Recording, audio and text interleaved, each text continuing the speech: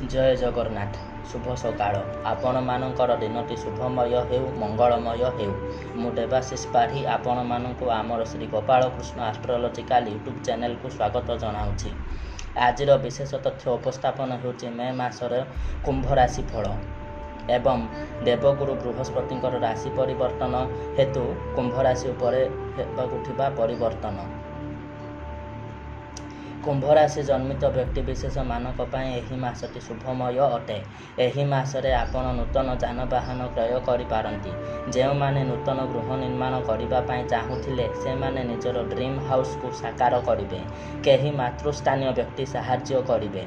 Competitive examination पाए जे माने prepare होउथिले से मानक पाए बहुत भल समय आसी जाइछि। कर्म क्षेत्र रे उन्नति हेबार संभावना देखा देउछि। कर्महीन युवक युवती माने नूतन कर्म करिवे बा कर्म नियुक्ति पाइबे। जे माने विदेश रे सेटलमेंट हेबा पाए चाहुथिले से माने विदेश रे जीविका निर्वाह करिवे। विदेश रे रही कर्म करिवे एवं लाभान्वित होई सेठारे गृह निर्माण करिवार सूचना मिलुछि। निजर स्वास्थ्य प्रति जत्नवान रहिबा निहाती आवश्यक अटे। शारीरिक असुस्थता देखा जिबार संभावना रहुथिबा हेतु आरोग्य कवच धारण करंतु।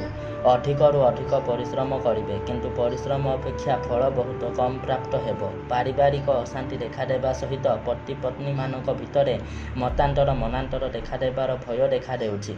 वाणिज्य व्यवसाय क्षेत्र रे क्षति होई पारे। तेनु वाणिज्य सिद्धि प्रदानकारी यंत्र को व्यवसाय क्षेत्र रे स्थापन करी पूजा करिबा सहित धन वृद्धि ताबिज धारण करंतु। व्यय ठारू आय सामान्य वृद्धि हेबो। मासटी मध्यम धरणर रहुथिबा हेतु जगी रखी चलंतु एवं सतर्कता अवलंबन करंतु। प्रत्येक दिन शिव पंचाक्षरी ओम नमः शिवाय मंत्र को 108 थर जप करंतु।